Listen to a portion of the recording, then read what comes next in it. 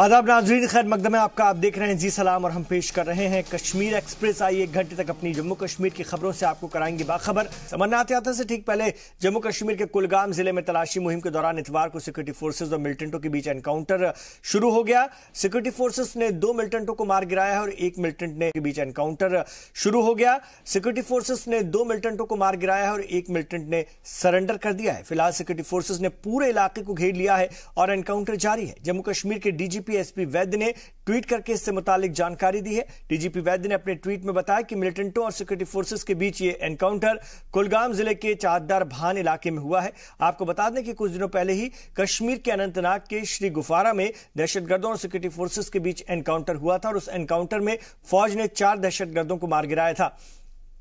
मारे गए दहशतगर्दों का इस्लामिक स्टेट से कनेक्शन सामने आया है।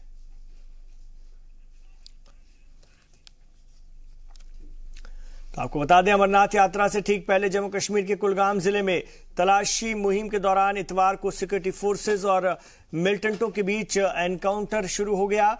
सिक्योरिटी फोर्सेज ने 2 मिलिटेंटों को मार गिराया है और 1 मिलिटेंट ने सरेंडर कर दिया है। फिलहाल सिक्योरिटी फोर्सेज ने पूरे इलाके को घेर रखा है और एनकाउंटर जारी है। जम्मू कश्मीर के डीजीपी एसपी वैद्य ने ट्वीट करके इससे मुतालिक जानकारी दी है और डीजीपी वैद्य ने अपने ट्वीट में बताया कि मिलिटेंटों और सिक्योरिटी फोर्सेस के बीच ये एनकाउंटर कुलगाम जिले के चादर भान इलाके में हुआ है। आपको बता दें कि कुछ दिनों पहले ही कश्मीर के अनंतनाग के श्री गुफारा में दहशतगर्दों और सिक्योरिटी फोर्सेस के बीच एनकाउंटर हुआ था और उस एनकाउंटर में फौज ने 4 दहशतगर्दों को मार गिराया था। मारे गए दहशतगर्दों का इस्लामिक स्टेट से कनेक्शन सामने आया था।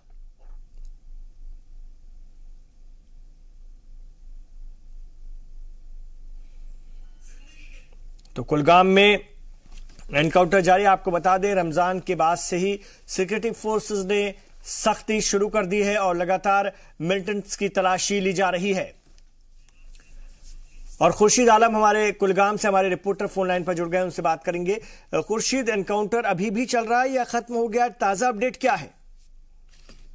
आपको मैं बताते चलो कि जो एनकाउंटर कुलगाम है, चदूरा कुलगाम है, वहाँ एनकाउंटर कुछ ही दम है वहाँ पे जारी रहा, जिसमें 2 लश्कर तैयबा से वापस 2 मिलिटेंट मारे गए हैं। और उसमें एक जो जराये के मुताबिक अभी ये सरकारी तौर पर इस बात की पुष्टि नहीं हुई कि वहाँ एक और मिलिटेंट जो सरेंडर हुआ है।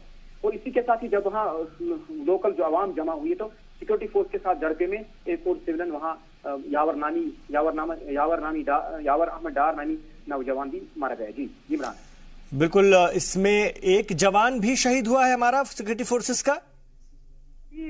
इमरान, आपको मैं ये बात बताते चलो कि हमें सबसे बड़ी बात होती है कि कश्मीर घाटी के अंदर जब भी मीडिया कर्मचारी जब भी रिपोर्टिंग करते हैं कि ग्राउंड लेवल पे जब भी रिपोर्टिंग करते हैं उनको सिक्योरिटी फोर्स या आजाद जराये से कभी ये मतलब पुष्टि नहीं होती है, सरकारी तौर पर भी पुष्टि नहीं होती है। क्योंकि जब भी हम जाते हैं किसी जगह, खुसूसन डिस्ट्रिक्ट लेवल पे अगर हम बात करेंगे, वहाँ पे हमारी जो रसाई होती है खाली पुलिस तक होती है। लेकिन इन मौके पे पुलिस भी हमें कोऑपरेट नहीं करता कि अगर हम उनसे जानना चाहेंगे क्या वहाँ पे क्या वारदात हुई है या नहीं हुई है। तो इससे हमें यही जाहिर बात हुई, सिर्फ आजाद जराये आम लोगों से बात करते हैं तो वही वहाँ पर यही इसी बात की पुष्टि हुई है कि वहाँ पे लश्कर तैयबा से वापस 2 मिलिटेंट मारे गए और एक ने सरेंडर किया और वहाँ पे एक सिविलियन मारा गया।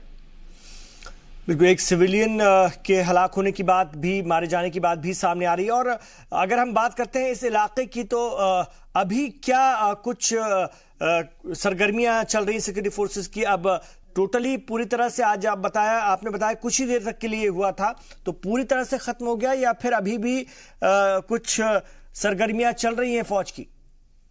देखिए इमरान, एक बात है जो जनूबी दक्षिणी कश्मीर खुसूस जिले कुलगाम और शोपियान जो है वो इनमें अस्करी सपोर्ट ज्यादा लोग करते हैं। तो ये एनकाउंटर जो हो कम टाइम में हो तो तभी वहाँ पे सिक्योरिटी फोर्स को मुझे लग रहा है कि कामयाबी मिले, वरना अगर इसको और टाइम लग जाता तो वहाँ लोग जमा हो जाते तो और ज्यादा वहाँ पे माहौल खराब हो जाता।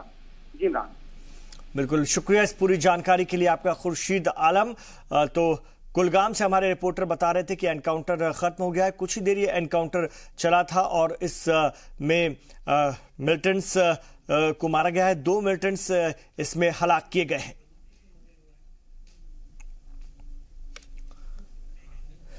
और सिक्योरिटी फोर्सेस ने आज कुपवाड़ा के मागम में जंगली इलाके में सर्च ऑपरेशन चलाया। मिलिटेंटों के छिपे होने की खबर मिलने के बाद सिक्योरिटी फोर्सेस ने यह ऑपरेशन चलाया। फिलहाल किसी मिलिटेंट के होने की तस्दीक नहीं हो सकी और फौज ने अपना सर्च ऑपरेशन जारी रखा है।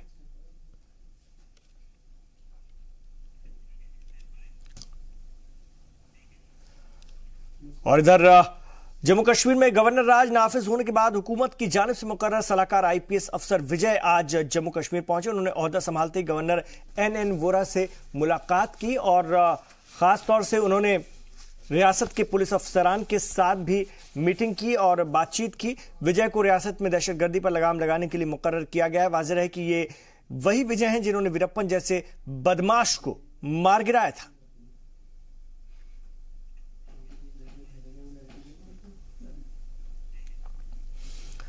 जम्मू कश्मीर में बीजेपी पीडीपी इत्तेहाद टूटने के बाद दोनों पार्टियों के बीच इल्जाम तराशी का सिलसिला भी जारी है और साबिक वजीर आला और पीडीपी सदर महबूबा मुफ्ती ने बीजेपी पर पलटवार करते हुए कहा कि अगर हम ताउन नहीं कर रहे थे तो मोदी सरकार इत्तेहाद पर 3 साल तक चुप क्यों रही। मुफ्ती ने जम्मू और लद्दाख में तरक्की की अनदेखी को लेकर ताउन न करने पर बीजेपी के सभी इल्जामात को मुस्तरद करते हुए कहा कि हमने कभी भी गठबंधन धर्म की खिलाफ वर्जी नहीं की। उन्होंने कहा कि वजीर दाखिला राजनाथ सिंह ने भी इस इत्तेहाद और हमारे ताउन को लेकर तारीफ की थी, फिर अब ऐसा क्या हो गया। उन्होंने पत्थरबाजों के खिलाफ लगे केस वापस लेने पर सफाई देते हुए कहा कि एक कदम हमने रियासत में अमन बहाली के लिए उठाया था।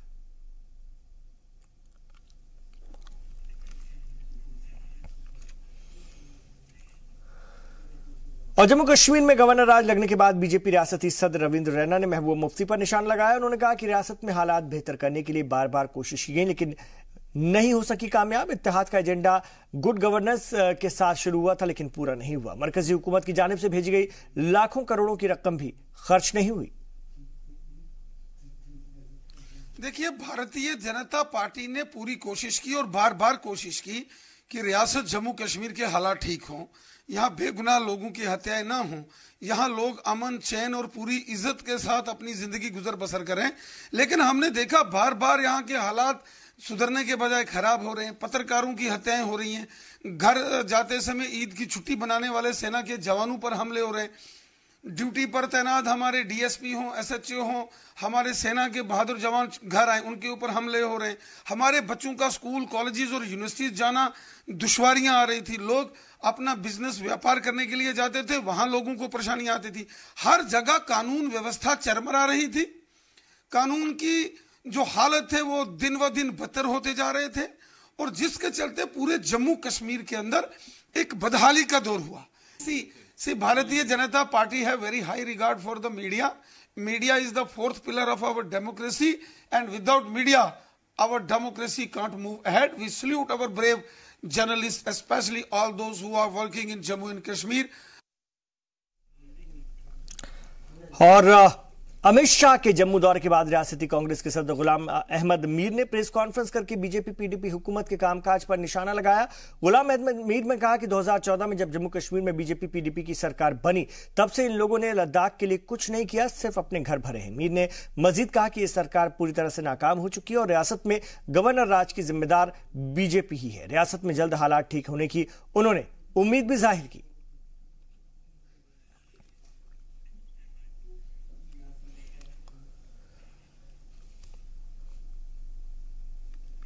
और दहशतगर्द तंजीम हिजबुल मुजाहिदीन ने त्राल टाउन में पोस्टर लगा करके मकामी लोगों को धमकी दी है वो सिक्योरिटी फोर्सेस से दूर रहें और उनकी जासूसी करने वालों को बुरा अंजाम भुगतना पड़ेगा। पोस्टर में यह भी लिखा कि सिक्योरिटी फोर्सेस उनके अहले खाना को परेशान न करें, किसी भी वक्त हमले करने की भी धमकी दी गई है। मकामी लोगों की माने तो इस तरह के पोस्टर्स त्राल में कई मकाम पर लगाए गए हैं। दहशतगर्दों ने सिक्योरिटी फोर्सेस को धमकी देते हुए कहा कि वो उनकी अहले खाना को परेशान करना और गिरफ्तार करना बंद कर दें, वरना वो सिक्योरिटी फोर्सेस को भी शदीद नुकसान पहुंचा सकते हैं। वाज़ेह है कि तमाम पोस्टर्स पर हिजबुल कमांडर हम्माद खान के दस्तखत के साथ मोहर भी लगी।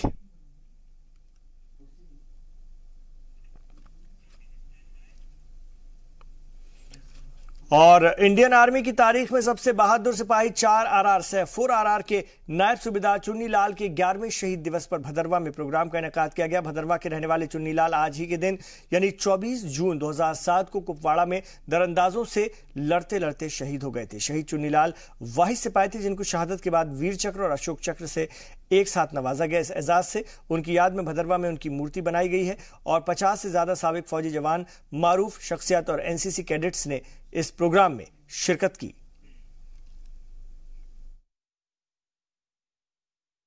कल भी हमने 23 जून को इलाके के लाड़ जो है उसकी पार्क बनाई है, वहाँ भी हमने हवन किया और उसके शहीदी दिवस वहाँ भी मनाया। तो आज हम यहाँ आए हैं क्योंकि आर्मी वाले भी इसकी शहीदी दिवस मनाते हैं, तो इसलिए हम यहाँ आए और आर्मी वाले भी हमारे साथ बहुत ताउन करते हैं और इज्जत करते हैं। और इधर बारामूला के शौकत अली स्टेडियम में आर्मी के 19 डिवीजन की जानिब से यूथ फेस्टिवल 2018 का इनेकाद किया गया। इस फेस्टिवल में जिले के मुख्तलिफ इलाकों से नौजवानों ने हिस्सा लिया और इस मौके पर फेस्टिवल में मशहूर क्रिकेटर इरफान पठान और बॉलीवुड अदाकार गौहर खान खुसूसी मेहमान के तौर पर पहुंचे थे। इरफान पठान और गौहर खान ने वादी के नौजवानों को खेल और अमन की तरफ राग़िब करने की आर्मी की पहल की खूब तारीफ की। लोगों से खिताब के दौरान गौहर खान ने इस फेस्टिवल के इनेकाद के लिए आर्मी और मकामी इंतजामिया का शुक्रिया अदा किया। उन्होंने मजीद कहा कि कश्मीर के नौजवानों में सलाहियत की कोई कमी नहीं है, बस उनको अपना ख्वाब पूरा करने के लिए अफसरान की मदद की ज़रूरत है। तो वहीं क्रिकेटर इरफान पठान ने कहा कि सख्त मेहनत और लगन के जरिए किसी भी मकाम को हासिल किया जा सकता है। इस मौके पर आर्मी के अफसरान, जिला इंतजामिया, पुलिस एहलकार बड़ी तादाद में वादी के नौजवान मौजूद रहे। फेस्टिवल में मुख्तलिफ कल्चरल प्रोग्राम, साइकिलिंग और फुटबॉल जैसे कई स्पोर्ट्स का इनेकाद किया गया था। इसके अलावा आर्मी की जानिब से जॉब फेयर का भी इनेकाद किया गया था, जहां पर टॉप कंपनीज में 100 से ज़्यादा नौजवानों ने मुलाजमत के लिए रजिस्ट्रेशन कराया और 5 तलबा को कंपनियों की जानिब से मुलाजमत के लिए बुलाया भी गया।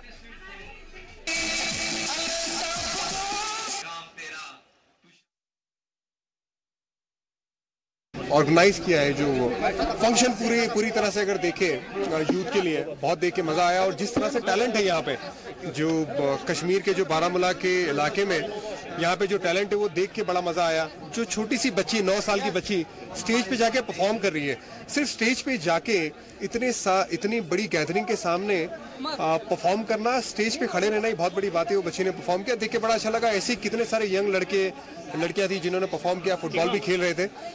तो ये देख के बड़ा अच्छा लगा, बड़ा मजा आया। और अगले कुछ 6 महीने में यहाँ पे काफी वक्त बिताने वाला हूँ। होपफुली मुझे कुछ ना कुछ ऐसा बढ़िया टैलेंट मिलेगा जो अच्छा क्रिकेट में आगे जाके नाम कमाए। बहुत ही अच्छा लगा, मुझे इतनी खुशी हो रही है कि इंडियन आर्मी कश्मीरी यूथ के लिए इतना कुछ कर रही है।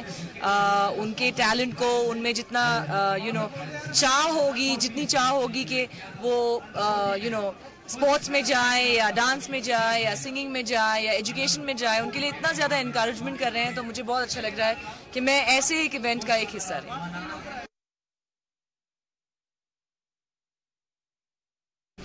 हमें बहुत एनकरेज मिल रहा है, यहाँ पे सब सपोर्ट कर रहे हैं। पहले हमारी टीम थी 10-12 लड़कियों की और हमें इनकी तरफ से बहुत मिल रहा है, इक्विपमेंट्स मिले, यूनिफॉर्म्स मिली, सब कुछ और सपोर्ट बहुत मिलता है यहाँ पे। जी, यहाँ पे आर्मी आई, यहाँ पे हमें बहुत ज़्यादा इनकरेज किया, यहाँ यूथ को मतलब यहाँ हमें खिलाया, बहुत सारा मतलब इनकरेज किया, आर्मी आई। और बारामूला यूथ फेस्टिवल के मुनक्किद करने के लिए जियोली 15 कॉपर्स अनिल कुमार भट्ट ने आर्मी के 19 डिवीजन को मुबारकबाद पेश किए। इस मौके पर उन्होंने कहा कि फेस्टिवल में 2 यूथ आइकॉन इरफान पठान और गौहर खान की शिरकत से कश्मीर के नौजवानों को एक नई ताकत मिलेगी। और जैसे आपको पता है, यूएन में कुछ दिनों के बाद में एक कॉन्फ्रेंस होने वाली है और उसके लिए ये कहीं कहीं से पुराने और नकली वीडियोस मिलाकर दिखाना चाहते हैं, सिर्फ लोगों की ओपिनियन बदली करने के। एक छोटा सा ग्रुप था जो कि JKIS के नाम से था। उस ग्रुप के 4 टेररिस्ट हमने मार दिए हैं और इस ग्रुप का अब छोटे ही कुछ एलिमेंट्स बच गए होंगे। JKIS का IS ग्रुप का यहाँ पर कोई इतना ज्यादा फुटप्रिंट नहीं है। और स्वच्छ भारत मिशन के तहत गांधरबल बस अड्डे पर 2 लावाटरी ब्लॉक्स का DDC पीयूष सिंगला ने इफ्तिताह किया। इस मौके पर पीयूष सिंगला ने खिताब करते हुए कहा कि अगर इलाके में बुनियादी सहूलियात न हो तो तमाम दीगर सहूलियात बेकार हैं। DDC ने लोगों से अपील की कि वो जिला इंतजामिया का सफाई सुथराई में ताउन करें। 15 लाख की लावोटरी ब्लॉक के खर्च से बनाए गए 2 ब्लॉक्स न सिर्फ मकामी लोगों के लिए हैं बल्कि इसका फायदा सयाह भी उठा सकेंगे।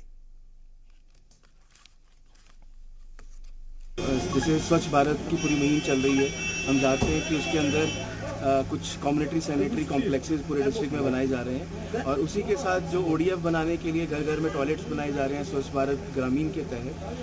आज एक कम्युनिटी सैनिटरी कॉम्प्लेक्स जो बिल्कुल हमारे बिहामा गांधरबल मेन जो गांधरबल टाउन है उसके सेंटर एक बनाया गया, बड़ी अच्छी लोकेशन पे ये बना है। मुझे उम्मीद है कि जो ये पूरी स्वच्छ भारत की मुहिम है, जो डिपार्टमेंट अर्बन लोकल बॉडीज़ की तरफ से, रूरल डेवलपमेंट डिपार्टमेंट की तरफ से, पूरी डिस्ट्रिक्ट एडमिनिस्ट्रेशन की टीम की तरफ से जो ये इसको बड़ा फोकस किया जा रहा है, ये एक सक्सेसफुल बनेगा। इन दिनों भदरवा में लगातार सयाहों की तादाद में इजाफा होता जा रहा है, जिसकी वजह से सहूलियात और सिक्योरिटी के मसले दरपेश न आए। इसकी वजह से डाक बंगलो भदरवा में एडीसी ने जायजा मीटिंग बुलाई। मीटिंग में महकमा पुलिस के अफसरान, बीडीए, जीआई, जीआरईएफ और सियासी, समाजी और मजहबी रहनुमा ने शिरकत की। मीटिंग के दौरान एडीसी ने अफसरान से खुसूसी तौर पर ट्रैफिक निजाम को संभालने पर जोर दिया। एडीसी ने अफसरान को सही तरीके से और तेजी से मसले को हल करने की हिदायत दी, ताकि भदरवा लोगों के जहन में एक यादगार लम्हा बनकर रह जाए। पुलिस के लोग हों या हमारे एडमिनिस्ट्रेशन से हों, तो सबको जो है कि मैसेज देना चाहते थे कि किसी भी बंदे को, किसी भी हमारा टूरिस्ट आता है तो उसका जो है सही तरीके से उसका रहन सहन हो, उसको कोई ओवर चार्जिंग ना करे, कहीं भी हमें उसको जो है खाने पीने की दिक्कत ना आए, और वो हमारी डिफरेंट डेस्टिनेशन जो हैं उसकी कैसे प्रमोशन हो और उसको कोई भी डिफिकल्टी ना हो। तो इसीलिए हमने आज डिसीजन लिया कि हम ये अपनी जो एलसीडी, हमारी जो बस स्टैंड शेरी बाजार, उसको भी फंक्शनल करेंगे। और भी इसके साथ साथ इश्यूज आए कि गुप्तगंगा वगैरह में जो लाइट्स की प्रॉब्लम है और भी जो इश्यूज होंगे, तो इसी सिलसिले में आज हमारे जो है एडिशनल एसपी राजेंद्र जी, हमारे सीओ बीडीए जो है वो भी हमारे साथ मौजूद थे, डीएसपी ट्रैफिक थे, और उसके साथ साथ हमारे एसडीपीओ तौसीफ साहब और हमारे मसूद साहब जो हमारे तहसीलदार हैं, वो सारे लोग यहाँ पे आए हुए थे। और डिफरेंट जो है वो चाहे सीनियर सिटीजन्स हों या डेवलपमेंट फॉर्म से लोग हों या पॉलिटिकल पार्टी से ताल्लुक़ रखते हों, सब लोगों का यहाँ हमें सहयोग चाहिए। और मरकजी हुकूमत की जानिब से राष्ट्रीय माध्यमिक शिक्षा अभियान के तहत जम्मू कश्मीर में भी कई नए सब्जेक्ट्स पढ़ाए जा रहे हैं। उसके तहत टूरिज्म सब्जेक्ट में लोग काफी दिलचस्पी दिखा रहे हैं, जिसके तहत हायर सेकेंडरी स्कूल मागाम में टूरिज्म को लेकर एक प्रोग्राम का इनेकाद किया गया, जिसमें कि तलबा को टूरिज्म के फवायद और रोजगार की बेहतर मौक़े और वसाइल के बारे में जानकारी दी गई। इस प्रोग्राम में मेहमान खुसूसी खैबर होटल के जनरल मैनेजर विनीत छाबड़ा रहे और प्रोग्राम की सदारत गवर्नमेंट हाई स्कूल के प्रिंसिपल खालिद जहांगीर ने की। इस तकरीब में बड़ी तादाद में तलबा ने शिरकत की। से अपना फ़ायदा उठाए, ये हमारे लिए अच्छा सब्जेक्ट है, वोकेशनल सब्जेक्ट है, इसमें बहुत सारी स्कोप हमें मिलता है।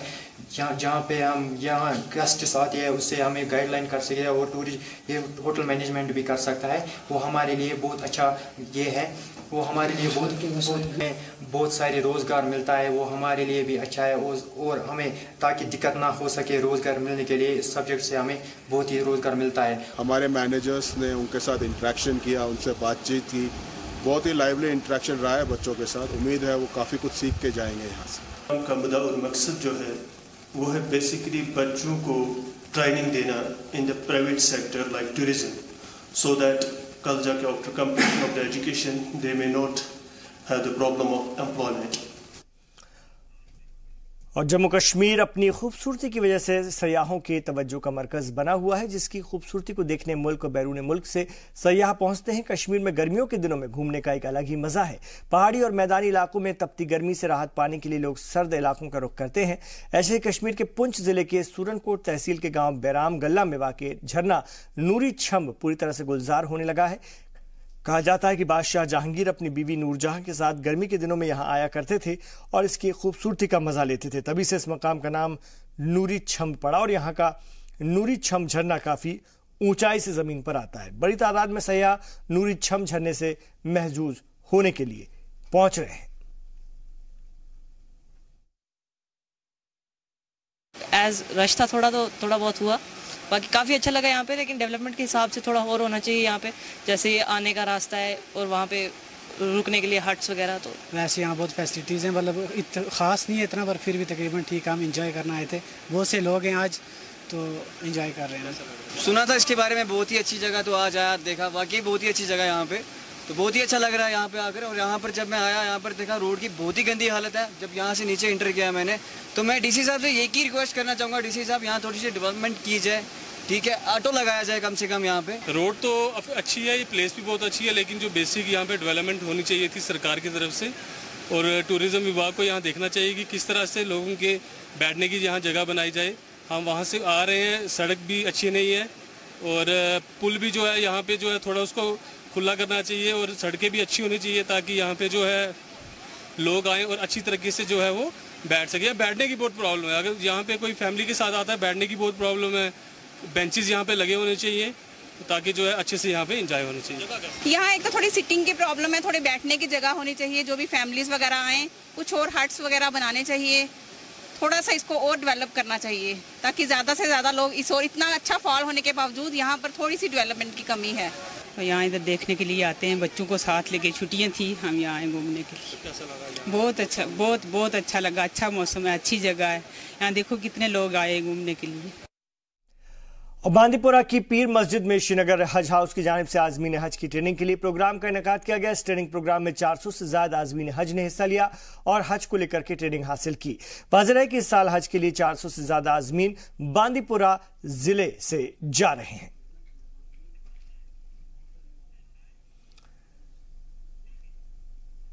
और जम्मू कश्मीर के सीर हमदान अनंतनाग में मजहबी भाईचारे की मिसाल उस वक्त देखने को मिली जब एक पंडित बुजुर्ग की आखिरी रस्मात मुसलमानों ने अदा की। पड़ोसी मुसलमानों ने पंडित की चिता जलाकर आखिरी विदाई उन्हें दी।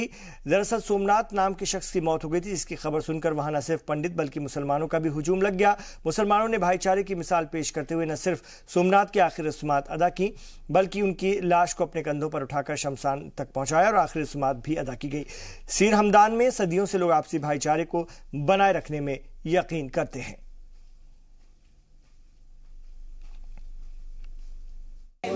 ये जो सोमनाथ जी था ये हमारे मतलब बाप के बराबर था हमारे। इसने कभी हमारे साथ ऐसा सलूक नहीं किया है कि मतलब ये कोई पराया, ये मुसलमान है या हिंदू है। ये सब हम इकट्ठे मिलजुल कर रहते हैं इधर बड़े आराम से। इसको हमने कभी ये नहीं समझा कि ये कोई अलग है, इनका मज़हब अलग है, हमारा मज़हब अलग है। हमारा मज़हब यही सिखाता है कि मतलब उठो बैठो ठीक तरीके से। इनको कभी ये परेशानी हमारी तरफ से कभी नहीं होने दी कि आप इधर अकेले हो या मतलब कुछ गैर महफूज हो। हमने उनको पहले भी यही समझाया, जब से कि मतलब यहाँ से कोई डिस्टर्ब होना शुरू हुई तब से हमने इनको ये नहीं समझा कि मतलब आप कोई गैर हो। हमने उनको समझा जो हमारे साथ हो जाएगा वो आपके साथ भी हो जाएगा। बिल्कुल हम मिलजुल कर भाई की तरफ, परंपरा हमारी यही रही है। जमात इस्लामी जम्मू कश्मीर की जानिब से आज चीमर में एक रोजा दीनी दावत इज्तिमा का इनेकाद किया गया, जिसमें कि जमात इस्लामी के तर्जुमान एडवोकेट जाहिद अली मेहमान खुसूसी के तौर पर शिरकत करने पहुंचे। इसके अलावा जमात इस्लामी के दीगर मेंबरान ने भी शिरकत की। मुकर्ररीन ने कुरान और सुन्नत पर रोशनी भी डाली।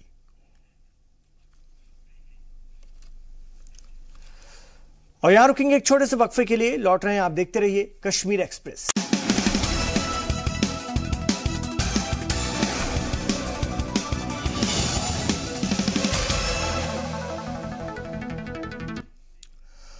आप देख रहे हैं जी सलाम और हम पेश कर रहे हैं कश्मीर एक्सप्रेस। आज इतवार है और हम आज के दिन लेकर आते हैं हफ्तेवार शुमारा कश्मीर एक्सप्रेस का, जिसमें हम उन तमाम बड़ी खबरों को शामिल करते हैं जो हफ्ते भर सुर्खियों में रहती हैं कश्मीर एक्सप्रेस में।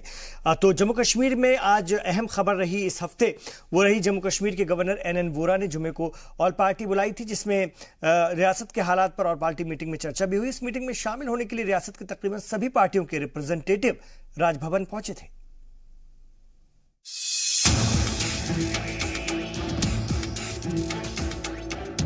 गवर्नर रूल नाफिज होने के बाद गवर्नर NN वोहरा ने ऑल पार्टी मीट बुलाई थी। राजभवन में हुई इस मीटिंग में जम्मू कश्मीर की तरफ से सभी सियासी पार्टियों के रिप्रेजेंटेटिव शिरकत करने पहुंचे। नेशनल कॉन्फ्रेंस की तरफ से उमर अब्दुल्ला मौजूद रहे, जबकि PDP की तरफ से PDP general secretary Dilawar Mir शामिल हुए। इसके पहले PDP चीफ और साबिक वजीर आला महबूबा मुफ्ती ने NN वोहरा से मुलाकात की थी। पहले साफ नहीं था कि पार्टी मीटिंग किस मसले पर बातचीत के लिए बुलाई गई है, लेकिन मीटिंग से निकलने के बाद साफ हो गया कि मीटिंग का मकसद गवर्नर रूल के दौरान रियासत में अमन के लिए कोऑपरेशन का मुतालबा करना था। दरअसल गवर्नर चाहते हैं कि सियासी पार्टियां कोई ऐसी हरकत न करें जिससे लोग भड़क जाएं और तशद्दुद हो। गवर्नर साहब ने टेक ओवर करते ही ये पहला एक गेस्चर अच्छा सा लिया था कि उन्होंने तमाम पॉलिटिकल पार्टीज के हेड्स को बुलाया था और एजेंडा हमको पता नहीं था, बट एजेंडे के तौर पर उन्होंने स्टार्टिंग में ही अपनी ओपनिंग रिमार्क्स में कहा कि जो हालात है और जिन सिचुएशनों में भी गवर्नर रूल लगा है, ऐसे में मुझे आप सब लोगों की कोऑपरेशन की ज़रूरत है ताकि सिचुएशन बेहतर हो। इसमें यही था कि तमाम पार्टीज को यहाँ हालात ठीक करने में सपोर्ट करने की जरूरत है। तो इसी सिलसिले में हर पार्टी ने अपनी तरफ से तजावीज़ दिए कि कैसे हालात ठीक हो सकते हैं। वहीं पैंथर्स पार्टी के सदर हर्षदेव सिंह ने गवर्नर से मुलाकात कर इंतखाबात कराए जाने की बात कही। साथ ही उन्होंने बीजेपी पर हॉर्स ट्रेडिंग करने की कोशिशों का इल्जाम भी लगाया। गवर्नर साहब को यही कहा है कि कोई भी पॉलिटिकल पार्टी इस स्थिति में नहीं है कि सरकार बना सके और कोई भी कॉम्बिनेशन पॉलिटिकल पार्टीज का सरकार बनाने की स्थिति में नहीं है। और चूंकि तमाम पॉलिटिकल पार्टीज वहां आज की मीटिंग में मौजूद थी गवर्नर साहब के समक्ष, और वहां भी ये बात क्लियर हो गई कि कोई भी सरकार बनाना नहीं चाहता है। ब्यूरोक्रेसी के माध्यम से सरकार को चलाना या गवर्नर रूल के माध्यम से सरकार को चलाकर आप शांति और अमन जो है वो रियासत के अंदर बहाल नहीं कर सकते। गवर्नर NN वोहरा को अंदाजा है कि मरकजी हुकूमत दहशतगर्दों से अब सख्ती से निपटने वाली है। ऐसे में सियासी पार्टियां वादी में अमन कायम रखने में अहम किरदार अदा कर सकती हैं, जिसके इर्द गिर्द मीट का इनेकाद हुआ। श्रीनगर से सैयद तजम्मुल की रिपोर्ट, जी मीडिया। और जम्मू कश्मीर में अक्सर IS का परचम दिखता था, फिर IS के दहशतगर्द रियासत में होने वाले कुछ हमलों की जिम्मेदारी लेने लगे और वादी में लगातार पांव पसारने की फिराक में। लेकिन शायद उन्हें पता नहीं कि उनका पाला हिंदुस्तानी आर्मी के 72 जवानों से पड़ा है और उसका नमूना उन्होंने अनंतनाग में दिखा भी दिया। ये खबर हमने आपको इस हफ्ते दिखाई थी। हफ्तेवार शुमारे में एक बार फिर देखिए।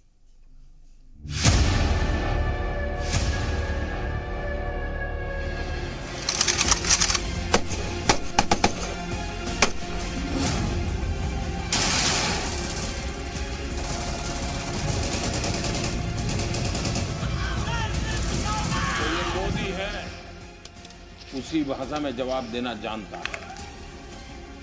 दहशतगर्दी के खिलाफ वजीर आजम नरेंद्र मोदी की दमदारी सुनी आपने। इसी दमदारी के भरोसे कश्मीर में हिंदुस्तानी आर्मी अपना काम करती है और दहशतगर्दों का काम तमाम करती है। आर्मी की दमदारी की पूरी पिक्चर भी देख लीजिए। तस्वीर कश्मीर के अनंतनाग से आई है। अनंतनाग में जुमे को सिक्योरिटी फोर्सेस ने दहशतगर्दों का एनकाउंटर किया। जानते हैं ये किस तंजीम के दहशतगर्द थे? सुनेंगे तो हैरान रह जाएंगे। ये बगदादी ब्रिगेड के दहशतगर्दों का दी एंड था। जम्मू कश्मीर में गुज़िश्ता 4 साल से नेटवर्क बना रहे ISIS को हिंदुस्तानी बहादुरों का ये पहला जवाब था। अनंतनाग में सिक्योरिटी फोर्सेस ने ISIS के 4 दहशतगर्दों को एनकाउंटर में मार गिराया। चारों दहशतगर्द, और सबसे बड़ी बात, इस मुठभेड़ में ISJ के चीफ दाऊद अहमद सोफी भी मारा गया। ऑनलाइन रेडिकलाइजेशन जो इंस्पायर्ड होते हैं, उस किस्म के ये ग्रुप था दाऊद सोफी का, जो इससे इंस्पायर्ड थे। ISIS के ये चारों दहशतगर्द कश्मीर के ही रहने वाले थे। ये चारों दहशतगर्द अनंतनाग के श्री गुफवारा में छिपे थे। औरंगजेब की शहादत के बाद आर्मी ने जिन टॉप 22 दहशतगर्दों की लिस्ट तैयार की थी, उनमें ISJ के चीफ दाऊद सोफी भी शामिल था, जिसे हिंदुस्तानी आर्मी ने जुमे को अनंतनाग में मार गिराया। सोफी के साथ साथ आर्मी ने 3 और दहशतगर्दों को जहन्नुम पहुंचा दिया। लेकिन इसके बाद जो हुआ वो बहुत ही शर्मनाक था। ISIS दहशतगर्द सोफी के मारे जाने पर पत्थरबाजों ने आर्मी के जवानों पर हमला कर दिया। अनंतनाग में पत्थरबाजों ने जमकर पत्थरबाजी की। पत्थरबाजी कर रहे लोगों पर अब रहम की कोई गुंजाइश नहीं होनी चाहिए। दहशतगर्दों को बचाने के लिए पत्थरबाजी का काम कर रहे पत्थरबाजों से भी वही शुरू किया जाना चाहिए जो एक दहशतगर्द के साथ किया जाता है। कश्मीर के लिए भारतीय जनता पार्टी की पॉलिसी जब से कार्यकर्ता नाते मेरा जन्म हुआ तब से जो है वो आज मैं राष्ट्रीय अध्यक्ष बना तब तक वो ही, ना हमने कभी इसके साथ कॉम्प्रोमाइज किया है, ना आगे भारतीय जनता पार्टी को कॉम्प्रोमाइज करने की गुंजाइश है। ISIS का नाम आपके लिए नया नहीं है, लेकिन ISJK नया है। ISJK ISIS से जुड़ी एक दहशतगर्दाना तंजीम है जो कश्मीर में दहशत का कारोबार करती है। आपको ये जानना जरूरी है कि आखिर कौन है ISJK। Islamic state of Jammu Kashmir को ISIS की तंजीम माना जाता है। ये दहशतगर्दाना तंजीम हिंदुस्तान में नौजवानों को इस्लाम के नाम पर भड़काती है, उन नौजवानों को मुल्क मुखालिफ सरगर्मियों में शामिल करती है। गुज़िश्ता साल नवंबर में जम्मू कश्मीर के जकूरा में एक दहशतगर्दाना हमले की जिम्मेदारी इस्लामिक स्टेट ने ही ली थी। इस हमले में एक पुलिस एहलकार शहीद हुआ था। इसीलिए जुमे को जब अनंतनाग में एनकाउंटर हुआ तो सिक्योरिटी एजेंसियों के कान खड़े हो गए, क्योंकि अब तक वादी में ISIS के परचम ही दिखते थे, लेकिन अब बाकायदा बगदादी ब्रिगेड के दहशतगर्द ही भारतीय फौज के सामने थे। झंडों से पहले उनकी सोच किसी हद तक आ गई थी, उसके बाद उनके झंडे आने शुरू हुए, अब आतंकी आए हैं। अब अगर इसको एकदम जिस तरह से आज खत्म किए गए ऐसे नहीं किया गया तो कश्मीर की जो बची कुची जन्नत है उसको वो सीरिया और इराक की तरह बर्बाद करके छोड़ देंगे। मुल्क और आवाम को अपनी जाबाज फौज पर भरोसा है, बगदादी हो या हाफिज सईद। कश्मीर के आस्तीन में दहशत के नाकाओं का एक भी सांप नहीं पलने देंगे। हर दहशतगर्द को जहन्नुम पहुंचा कर रहेंगे हिंदुस्तान के शूरवीर। ब्यूरो रिपोर्ट, जी मीडिया। और अमरनाथ यात्रा की हिफाजत के मद्देनजर इस यात्रा में शामिल होने वाली गाड़ियों में ट्रैकिंग चिप लगाने का फैसला किया गया है। ये खबर भी हमने आपको इस हफ्ते दिखाई थी, एक बार फिर देखिए।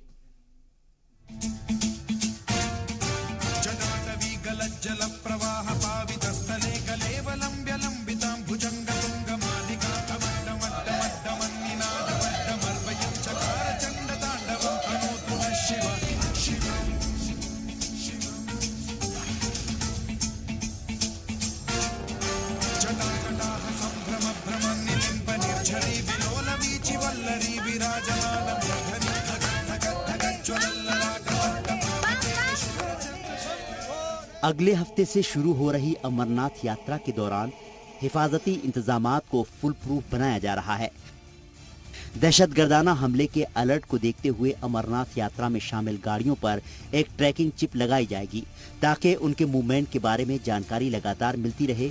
इस ट्रैकिंग चिप की मदद से जरूरत पड़ने पर इमरजेंसी में मदद पहुंचाई जा सकेगी। हमें जल्दी अमन लाना चाहिए और कश्मीर की खुशहाली वापस लानी चाहिए। और अमरनाथ यात्रा सिर्फ फोर्सेस की जिम्मेवारी नहीं, हर शहरी की जिम्मेवारी। अमरनाथ यात्री वाहनों के लिए पठानकोट के साथ लखनपुर बैरियर पर खास कैंप लगाया जाएगा। जम्मू के भगवती नगर बेस कैंप में दूसरा बड़ा टैगिंग पॉइंट होगा। इसके अलावा जम्मू के taxi stand, bus stand, railway station और एयरपोर्ट पर भी रेडियो फ्रीक्वेंसी टैग लगाने के इंतजामात होंगे। तो मैं इस कारण आया हूँ CEO साहब के साथ देखने के लिए कि तैयारी हमारी कितनी होगी और कितनी रहती है, और कोई कमी तो नहीं है, अगर है तो समय से पूरी करनी। 28 जून से शुरू हो रही 60 दिन की अमरनाथ यात्रा 26 अगस्त को इख्तिताम पजीर होगी। ब्यूरो रिपोर्ट, जी मीडिया। और लश्कर तैयबा ने सिक्योरिटी फोर्सेस को ललकारा है। लश्कर की एक मैगजीन में लश्कर का तर्जुमान कह रहा है कि यह साल कश्मीर वादी में सिक्योरिटी फोर्सेस के लिए मुश्किल होने वाला है। वादी में एक बार फिर दहशतगर्दों ने अपनी हरकतों से मौत को दावत दी है। शायद उन्हें नहीं पता कि इस बार उनका खात्मा करने के लिए स्पेशल ब्लैक कैट कमांडो लगाए गए।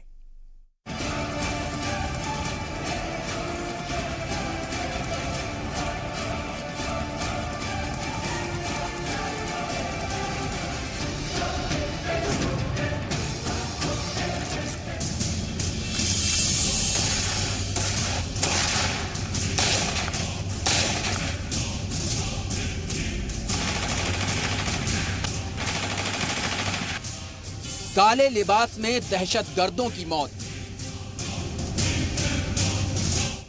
मिशन कश्मीर पर हिंदुस्तान के ब्लैक कमांडो। अब नो इफ नो बट, फैसला ऑन द स्पॉट। कश्मीर में ऑपरेशन मोस्ट वांटेड की गवाह हैं ये तस्वीरें। कल तक वादी में दहशत का चेहरा था हिजबुल का कमांडर सब्जार बट, वही सब्जार जिसे हमारे सिक्योरिटी फोर्सेस ने उसके अंजाम तक पहुंचा दिया। और अब टीवी स्क्रीन पर जिन दहशतगर्दों की तस्वीर आप देख रहे हैं अगला नंबर उनका है। सिक्योरिटी फोर्सेस और कमांडो के टारगेट पर हैं ये 10 मोस्ट वांटेड दहशतगर्द और इनके सफाई के लिए दिल्ली से एनएसजी के ब्लैक कमांडो को भेजे जाने की हरी झंडी मिल चुकी है। ब्लैक कमांडो कैसे इस टारगेट 10 पर काल बनकर टूटेंगे ये आपको बताएंगे, लेकिन इससे पहले चीते की चाल वाले इन ब्लैक कमांडो के बारे में जान लीजिए। एनएसजी के इन ब्लैक कैट कमांडो के मॉडर्न हथियारों और निशाने से बचना मुश्किल ही नहीं नामुमकिन है। ये कमांडो जहां उतरते हैं जमीन हिल जाती है और मुल्क के दुश्मन कांप उठते हैं। ये पलक झपकते ही कर देते हैं दुश्मनों का काम तमाम। मरकजी हुकूमत ने वादी में हालात को देखते हुए एनएसजी के इन ब्लैक कमांडो को जम्मू कश्मीर में उतारने का फैसला किया है। इन कमांडोज को आर्मी और सिक्योरिटी फोर्सेस के साथ काउंटर मिलिटेंसी में लगाया जाएगा। एनएसजी को श्रीनगर में इसलिए लाया गया है कि अगर जरूरत पड़े, कोई ऐसा हादसा हो जाए जैसे को होस्टेज ले लेते हैं या अमरनाथ यात्रा के दौरान किसी बस को कब्जा कर लेते हैं या किसी होटल पे कब्जा के अंदर होस्टेज ले लेते हैं, इस प्रकार के कई सिनेरियो होते हैं। जब थ्रेट परसेप्शन की एनालिसिस की जाती है तो कई थ्रेट्स जो हैं वो सामने नजर आती हैं। तो उन थ्रेट्स को मीट करने के लिए, उनको थ्रेट्स के ऊपर काबू पाने के लिए जो स्पेशलाइज्ड फोर्स है जिसके लिए एनएसजी, वो भी श्रीनगर में प्रिपरेशन कर दी गई है क्योंकि उनके आने जाने में जो वक्त है वो ना लगे। दूसरा, ये कमांडोज ऐसे हैं कि ये कहीं पे भी किसी वक्त भी किसी मौसम में इमीडिएटली वहाँ ये हेलीकॉप्टर से ड्रॉप किए जा सकते हैं, जहाँ पे भी उनको पता लगे कि मिलिटेंट्स हैं या मिलिटेंट्स का कोई गुट है तो उसी टाइम ये वहाँ आ सकते हैं। दुश्मनों का मुकाबला चाहे हवा में करना हो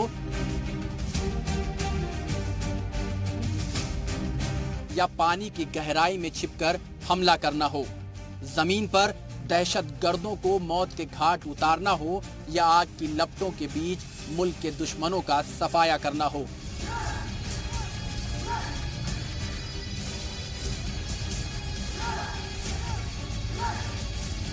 ये कमांडोज हर मुश्किल हालात के लिए तैयार रहते हैं।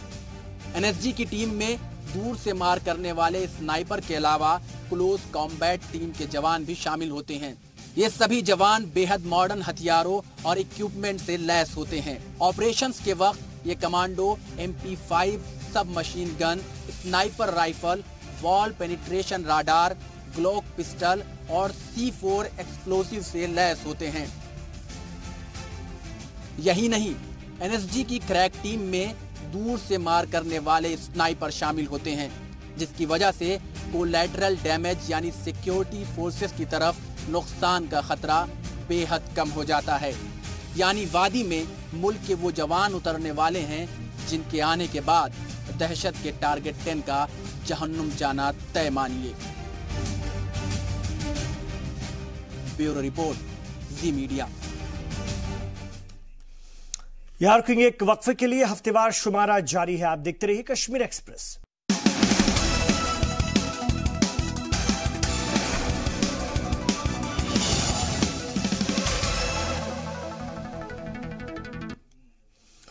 आप देख रहे हैं कश्मीर एक्सप्रेस और हम पेश कर रहे हैं हफ्तेवार शुमारा। और इस हफ्ते की जो अहम खबरें हैं जिसको हमने आपको दिखाया था इस हफ्ते, वो हम लेकर आते हैं इतवार के रोज आपके लिए। तो जम्मू कश्मीर में आठवीं दफा गवर्नर रूल नाफिज हो चुका है और वजीर आला महबूब मुफ्ती के इस्तीफे के साथ ही सदर जमहूरिया की मंजूरी मिलने के बाद रियासत में अब गवर्नर राज नाफिज है। यह खबर हमने आपको हफ्ते के शुरू में दिखाई थी, आइए एक बार इसे फिर से देखते हैं।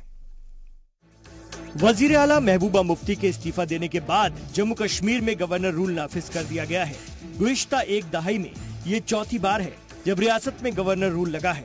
19 जून को बीजेपी ने पीडीपी से हिमायत वापस ले ली थी, जिसके बाद महबूबा मुफ्ती की ये सरकार गिर गई और उन्हें इस्तीफा देना पड़ा। कश्मीर में जो परिस्थिति निर्माण हुई है उसके संदर्भ में विभिन्न स्तरों पर हमारी चर्चाएं हुई है, उसका आकलन करने का विस्तृत प्रयास हुआ। गृह मंत्रालय से, एजेंसी से सबसे आवश्यक इनपुट्स लेने के बाद प्रधानमंत्री और पार्टी के अध्यक्ष अमित भाई इन सब की परामर्श होने के बाद आज हमने यह निर्णय किया है कि यह गठबंधन सरकार में आगे चलना भाजपा के लिए संभव नहीं होगा। होम मिनिस्ट्री के एक तर्जुमान ने कहा कि सदर जमहूरिया ने जम्मू कश्मीर में फौरी तौर पर गवर्नर रूल नाफिज करने की मंजूरी दे दी है, लेकिन ये पहला मौका नहीं है जब रियासत में गवर्नर रूल नाफिज हुआ हो। बीते 4 दहाई में ये 8वीं बार है जब रियासत में गवर्नर रूल लगाया गया है। जम्मू कश्मीर में पहली बार साल 1977 में गवर्नर रूल नाफिज हुआ था। तब कांग्रेस ने शेख अब्दुल्ला की सदारत वाली नेशनल कॉन्फ्रेंस से अपनी हिमायत वापस ले ली थी। दूसरी बार 6 मार्च 1986 से 7 नवंबर 1986 तक 246 दिनों के लिए गवर्नर रूल नाफिज रहा। सरकार में कांग्रेस और नेशनल कॉन्फ्रेंस हिस्सेदार थे, लेकिन कांग्रेस की हिमायत वापस लेने के बाद जब कोई भी पार्टी अक्सरियत साबित करने में नाकाम रही तो गवर्नर रूल कायम किया गया। तीसरी बार 19 जनवरी 1990 से 9 अक्टूबर 1996 तक 6 साल 264 दिनों के लिए गवर्नर रूल नाफिज रहा। इस वक्त जम्मू कश्मीर अपने सबसे बुरे दौर से गुजर रहा था। इस बार तकरीबन 7 सालों तक गवर्नर रूल रहा था। इस दौरान खराब हालात की वजह से इंतखाबात नहीं हो पा रहे थे।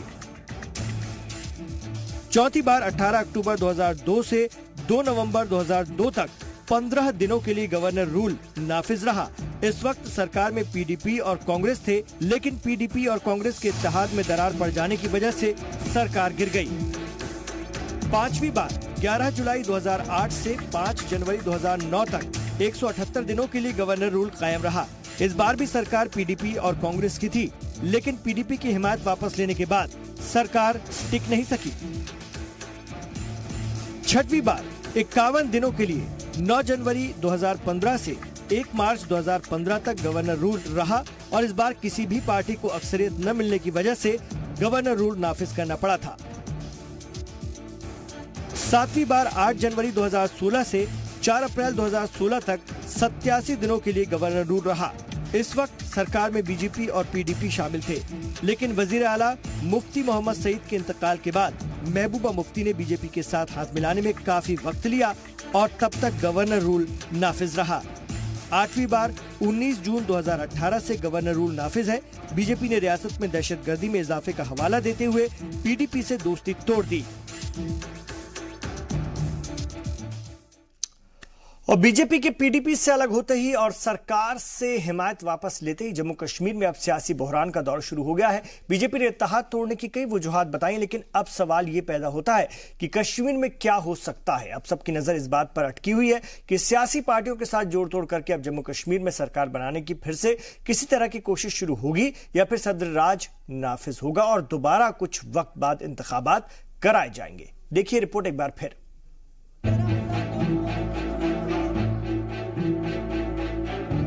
कश्मीर में अब सियासी सूरत हाल क्या होगी? सबसे बड़ा सवाल यही है। अगर मुतबादिल की बात करें तो सबसे ज्यादा इम्कान इसी बात के जाहिर किए जा रहे हैं कि वादी में सदर राज नाफिज हो। हालांकि ये देखना होगा कि सदर राज अगर नाफिज होता है तो क्या इलेक्शन इसी साल के आखिर में कराए जाएंगे या फिर 2019 लोकसभा इलेक्शन के साथ। वहीं दूसरा मुतबादिल कांग्रेस एनसी पीडीपी का इत्तेहाद भी हो सकता है। हालांकि अभी फौरी तौर पर कांग्रेस और नेशनल कॉन्फ्रेंस दोनों ही पीडीपी को हिमायत देने से इनकार कर रही हैं।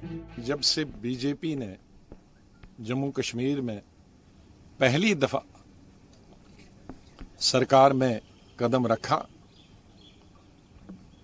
तो हमने उसी दिन बताया था जी कि जम्मू कश्मीर की बर्बादी शुरू हो गई। मैंने पार्लियामेंट में भी कहा था कि जहां जहां भी आपके कदम पड़ते हैं वहां आग लग जाती है, और वही जम्मू कश्मीर में भी हुआ। इन 3 साढ़े 3 वर्षों में बीजेपी और पीडीपी की कोलिशन गवर्नमेंट के दौरान सबसे ज्यादा cease fire violation international border पे जम्मू प्रोविंस में हुए। सबसे ज्यादा सिक्योरिटी फोर्सेस मारे गए, आर्मी जवान मारे गए, पुलिस के पैरामिलिट्री फोर्सेस के लोग मारे गए। सबसे ज्यादा सिविलियंस मारे गए, सबसे ज्यादा सिविलियंस जख्मी हुए। तो सबसे ज्यादा जो आंकड़े आते हैं हर चीज में, वो बीजेपी और पीडीपी के कोटे में जाते हैं। कि नेशनल कॉन्फ्रेंस को 2014 में गवर्नमेंट बनाने का मैंडेट हासिल नहीं हुआ। अगर कि 2014 में हमें गवर्नमेंट बनाने का मैंडेट नहीं मिला तो आज 2018 में भी गवर्नमेंट बनाने का मैंडेट हमारे पास नहीं है। हम किसी और सियासी तंजीम के साथ रियासत में हुकूमत बनाने की बातचीत नहीं कर रहे हैं। न हमें किसी ने अप्रोच किया है, न हम यहाँ से किसी को अप्रोच करने जा रहे हैं। हमने गवर्नर साहब से कहा है कि इन हालात में जबकि किसी भी एक पार्टी के पास हुकूमत बनाने का मैंडेट है नहीं, तो फिर गवर्नर साहब के पास और कोई चारा रहेगा नहीं। उनको फौरी तौर गवर्नर रूल लागू करना होगा और फिर कोशिश करनी होगी कि रियासत के जो बहुत ही ज़्यादा ख़राब हालात हैं उनको आहिस्ता आहिस्ता दुरुस्त करना होगा। मैंने अपने पार्टी के तरफ से गवर्नर साहब को ये अश्योरेंस दी है कि हम उनका पूरा इसमें समर्थन करेंगे, उनको सपोर्ट देंगे, उनकी हिमायत करेंगे। लेकिन हमने ये भी गुजारिश की कि ज़्यादा देर जो है गवर्नर रूल रहना नहीं चाहिए। आखिरकार लोगों को हक है वो अपनी हुकूमत चुने और हम चाहेंगे कि जल्द से जल्द गवर्नर साहब और उनके साथी कोशिश करें कि रियासत में दोबारा साजगार हालात बने, नए सिरे से इलेक्शन हो। उन इलेक्शंस के बाद लोगों का जो फैसला होगा वो हम सबको कबूल होगा सिरांग। वहीं एक रास्ता ये भी है कि पीडीपी की सरकार को कांग्रेस और नेशनल कॉन्फ्रेंस की बाहर से हिमायत हो और किसी तरह का इत्तेहाद न करें। जम्मू और कश्मीर की 87 रुकनी असेंबली के लिए साल 2014 में 25 नवंबर और 20 दिसंबर के बीच 5 मरहलों में इलेक्शन करवाए गए थे, जिनमें नेशनल कॉन्फ्रेंस की शिकस्त हुई थी और कांग्रेस के साथ इत्तेहाद में सरकार चला रही पार्टी को सिर्फ 15 सीटों से मुतमईन होना पड़ा। दूसरी तरफ साल 2008 में सिर्फ 11 सीटों पर जीती बीजेपी ने इस बार 25 सीटें जीती और 52 दिन के गवर्नर रूल के बाद साबिक मरकजी वजीर दाखिला मुफ्ती मोहम्मद सईद की पीडीपी को हिमायत देकर सरकार बनवा दी। हालांकि 2016 में सईद के इंतकाल के बाद फिर सियासी बहरान पैदा हो गया और फिर वादी में गवर्नर राज नाफिज हुआ, जिसके बाद मुफ्ती मोहम्मद सईद की बेटी महबूबा मुफ्ती को हिमायत देकर बीजेपी ने फिर सरकार बनवाई, जो आज हिमायत वापसी के ऐलान के साथ ही गिर गई है। ब्यूरो रिपोर्ट, जी सलाम। और भदरवा की जुलेखा फरीद वैसे तो अपने फोक गाने की वजह से जानी जाती हैं, लेकिन नौजवानों के लिए, खासतौर से जम्मू कश्मीर के नौजवानों के लिए वो एक मिसाल है। ये रिपोर्ट हमने आपको इस हफ्ते दिखाई थी। आइए हफ्तेवार शुमारे में एक बार फिर देखते हैं।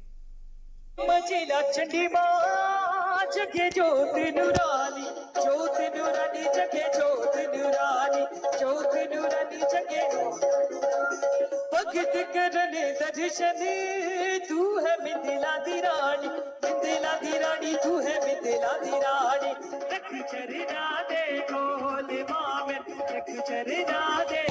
माता के ये भेंट जुलेखा फरीद गा रही हैं। जुलेखा फरीद की विलादत भदरवा के एक मुस्लिम कुंबे में हुई। इसके बावजूद उन्हें भजन गाने से कोई परहेज नहीं है। जुलेखा बताती हैं कि गाने का फन उन्हें अपने वालिद से मिला।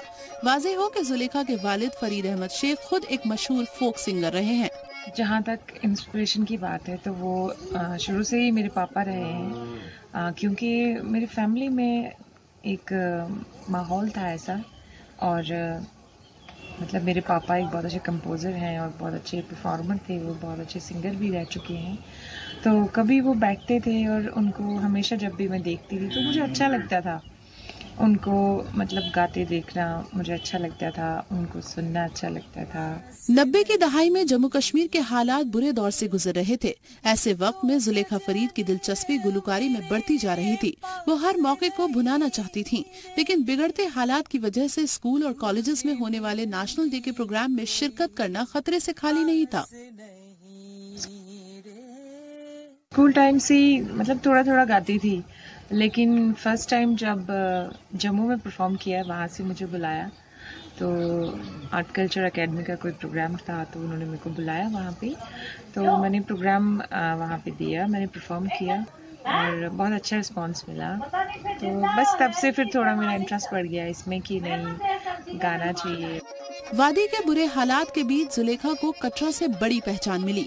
दरअसल अपने दोस्तों के कहने पर कटरा में मुनक़िद नेशनल डिवोशनल सिंगिंग कंपटीशन में शिरकत की। ये पहला मौका था जब जुलेखा माता के भजन गा रही थी। उनकी आवाज ने लोगों का दिल जीत लिया। उन्हें इस मुकाबले में दूसरा दर्जा मिला और 50,000 रुपए का इनाम भी। बस वो दिन था और आज का दिन है। जुलेखा ने पीछे पलट कर नहीं देखा। मैं बहुत सारी जगहों पे गई हूँ, फॉरेन में बहुत सारी जगहों पे गई हूँ, लेकिन जब मैं दुबई गई तो मैंने वहाँ परफॉर्म किया। जब मैं ओमान गई मैंने ओमान में परफॉर्म किया। जब मेरे को बेस्ट सिंगर वहाँ पे मिला, मतलब हम इंडिया से गए हुए थे, हमने जब अपने इंडिया को रिप्रेजेंट किया वहाँ पे, तो मुझे जब बेस्ट परफॉर्मर वहाँ पे अवार्ड मिला तो उस टाइम मुझे बहुत अच्छा लगा। और मतलब तब मैंने यही सोचा कि नहीं, ये चीज़ मैं इंशाल्लाह कोशिश करूंगी कि इसको ना छोड़ूं, मैं इस चीज को कंटिन्यू रखूं। जुलेखा भजन के अलावा कश्मीरी फोक, डोगरी फोक, भदरवा, हिंदी और उर्दू जुबान में भी गाने गाती हैं। वो मुल्क से लेकर बैरूनी मुल्क तक अपनी आवाज का जादू बिखेर चुकी हैं। तुझ बिन जीना भी क्या जीना, तेरी चौखट मेरा मदीना। राजा रहबर की रिपोर्ट, जी मीडिया। सजदा गवारा असाते तेनू रब बनिया।